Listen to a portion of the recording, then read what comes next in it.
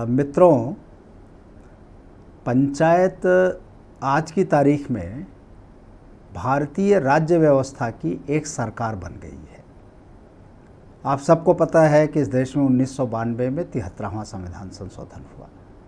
73वें संविधान संशोधन के बाद भारतीय संविधान ने पंचायत को भी सरकार का स्टेटस दिया, सरकार का दर्जा दे दिया। आप सबको ये भी पता होगा कि जब संविधान बना था उस समय संविधान में एक अनुच्छेद 40 शामिल किया गया था। अनुच्छेद 40 जो नीति निर्देशक सिद्धांतों के अंतर्गत था, उसमें राज्यों को यह डायरेक्शन दिया गया था। राज्य जब कहते हैं तो केंद्र सरकार, राज्य सरकार दोनों को ये डायरेक्शन दिया गया था, ये निर्देश दिया गया था कि वो आने वाले समय में पंचायतों का संगठन बनाएंगे और उन्हें वो सारे अधिकार और दायित्व सौंपेंगे जो उसे सेल्फ गवर्नमेंट के रूप में स्थापित करेगी। ये जो सेल्फ गवर्नमेंट के रूप में पंचायतों को काम करना था, वो लंबे समय तक संविधान में ही कैद होकर के रह गया था। 73rd अमेंडमेंट के द्वारा, 73वें संविधान संशोधन के द्वारा उसे उससे बाहर निकाला गया और संविधान की मुख्य धारा में ला करके उसे सरकार का सेल्फ गवर्नमेंट की सरल हिंदी है लोगों की अपनी सरकार, तो अपनी सरकार के रूप में उसे मान्यता दी गई और इस तरह पंचायतें भारतीय राज्य व्यवस्था की तीसरी सरकार के रूप में स्थापित हुई। पहली सरकार संघ सरकार है, दूसरी राज्य सरकार है और तीसरी ये लोगों की अपनी सरकार सेल्फ गवर्नमेंट, जिसे हम तीसरी सरकार कह सकते हैं।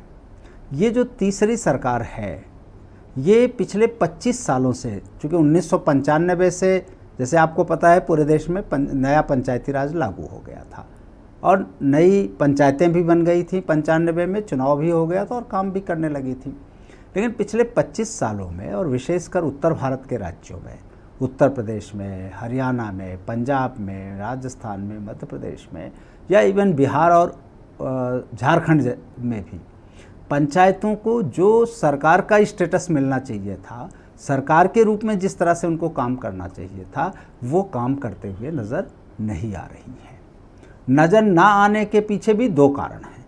पहला कारण तो बड़ा सीधा सा है कि 73वें संविधान संशोधन में राज्य के विधानमंडलों को जो जिम्मेदारी दी गई थी कि वो उन्हें सेल्फ गवर्नमेंट के रूप में वो सारे अधिकार और दायित्व सौंपेंगे जिससे वो अपने दायित्वों को पूरा कर सकें। तो बहुत सारे राज्यों में, क्या अधिकांश राज्यों में उत्तर भारत के, ये अधिकार उनको सौंपा नहीं गया ठीक से।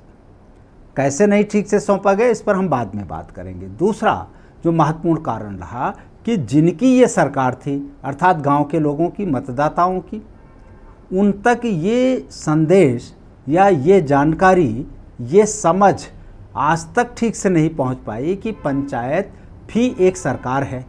बल्कि वो तो अभी यही मानते हैं कि पंचायत जो है वो राज्य सरकार की कोई एजेंसी है, केंद्र सरकार की कोई एजेंसी है जो उनकी ठेकेदारी कर रही है। क्योंकि ज़मीन पर तो यही दिखाई पड़ता है कि एक होता है, पंचायत तो एक व्यक्ति का संगठन बन करके रह गई है।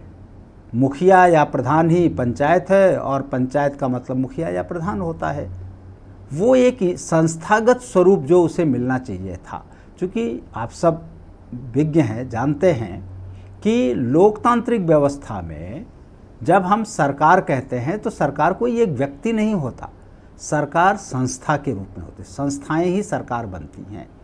और लोकतांत्रिक व्यवस्था में जो भारत की संसदीय लोकतांत्रिक व्यवस्था है, उसमें आप देखें कि 3 तरह की संस्थाएं हैं जो सरकार का प्रतीक हैं या सरकार के रूप में काम करती हैं। अगर हम भारत सरकार के स्तर पर देखें तो उनकी पार्लियामेंट है, एक मंत्रिमंडल है और दूसरा न्यायपालिका है जो सुप्रीम कोर्ट है। तो ये जो विधायिका, कार्यपालिका और न्यायपालिका, ये 3 संस्थाएं बनती हैं और इन संस्थाओं से सरकारें चलती हैं। इसी को सरकार कहा जाता है। ठीक उसी तरह जब हम कह रहे हैं कि पंचायतें सरकार हैं, तो पंचायत के अंतर्गत भी इंस्टीट्यूशन हैं, संस्थाएं हैं और वो संस्था भी इन्हीं रूपों में काम बनाई गई है। जैसे यहाँ की विधायिका जो है, जिसको निर्णय लेने का अधिकार है, वो ग्राम सभा है। जो उस निर्णय को क्रियान्वित करेगी, जिसको कार्यपालिका कहा जाता है, मंत्रिमंडल कहा जाता है, वो ग्राम पंचायत है।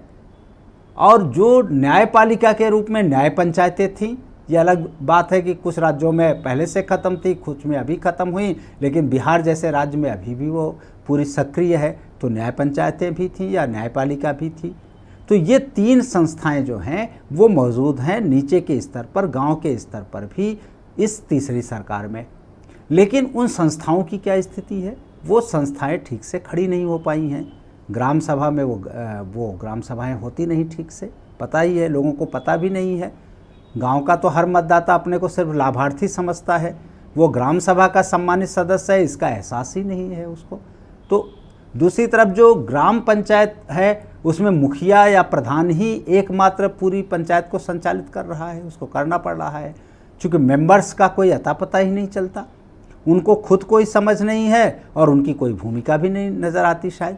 जबकि कमेटियां बनती हैं पंचायत की, 6 कमेटियां, उत्तर प्रदेश में 6 कमेटी, बिहार में 8 कमेटी, ये कमेटियां बनाई जाती हैं और इन्हीं कमेटियों के माध्यम से पंचायतों के सारे कामकाज होने चाहिए, ऐसा एक्ट कहता है।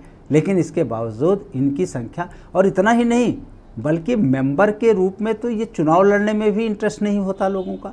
मुझे याद है 2015 का जो उत्तर प्रदेश का पंचायती राज चुनाव हुआ, चुनाव के बाद जो स्थिति सामने निकल करके आई, ये पता चला कि लगभग 13,000 ग्राम पंचायतों का नोटिफिकेशन नहीं हो रहा है। 13,000 की संख्या 22% होता है। 22% ग्राम पंचायतें जो थीं वो उनमें मेंबर से ही इतने नहीं चुने गए थे कि उनका नोटिफिकेशन हो सके। चूँकि अधिनियम के अनुसार जब तक 2/3 मेंबर्स नहीं चुने जाएंगे पंचायतों का नोटिफिकेशन नहीं होगा। तो इसका साफ मतलब था कि 13,000 ग्राम पंचायतों में 2/3 मेंबर चुने ही नहीं गए थे। इतना ही नहीं बल्कि उससे पहले कि 50% से अधिक वार्ड सदस्य निर्विरोध चुने गए थे। निर्विरोध का भी मतलब यही होता है कि शायद वहाँ एक आदमी बड़ी मुश्किल से मिला था ज़्यादातर सीटों पर। ऐसा नहीं है कि वहाँ सारे बड़ी समझदारी या लोकप्रियता के नाते ऐसा हो गया, वहाँ भी सक्रियता नहीं थी। तो इस तरह ये जो इंस्टीट्यूशनल स्वरूप, इसकी संस्थागत स्वरूप है, बहुत कमज़ोर है।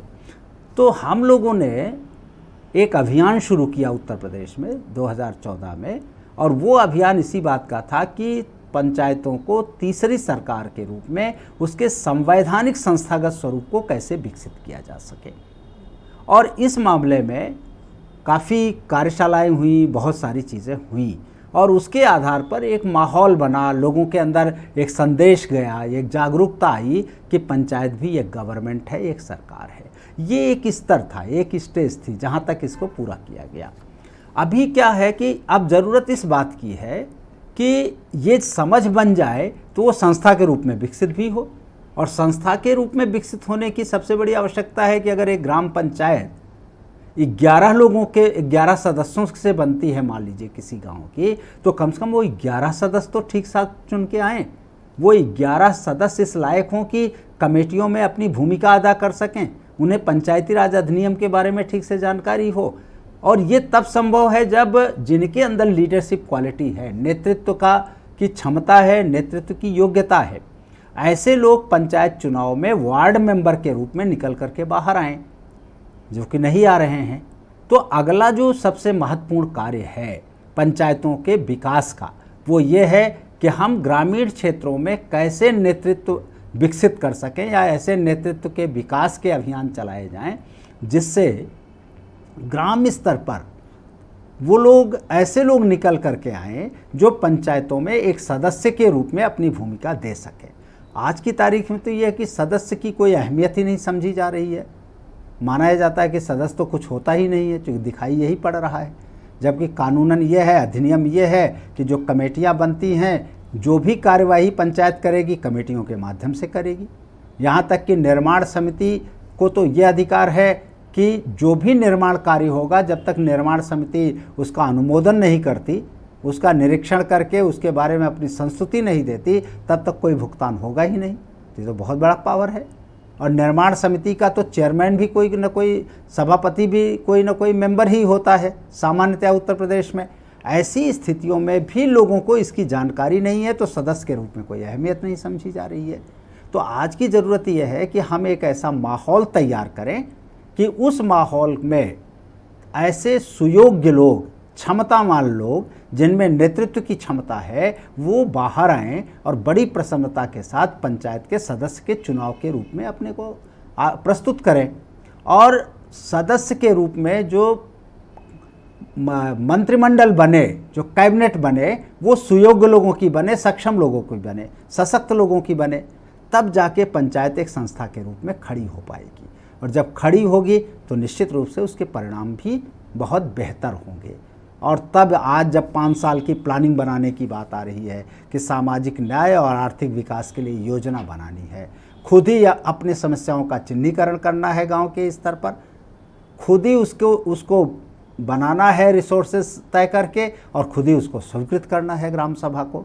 ऐसी स्थितियों में जब हमें इतनी बड़ी जिम्मेदारी मिलने जा रही है गांव को और मिल रही है, तब ये बहुत ज़रूरी हो गया है कि गांव में ऐसे लोगों को विकसित किया जाए, ऐसे नेतृत्व विकसित किए जाएं, या ऐसे नेतृत्व तलाशे जाएं और उनको प्रोत्साहित किया जाए कि वो आगे बढ़ कर के पंचायत की जिम्मेदारियां लेने के लिए तैयार हों।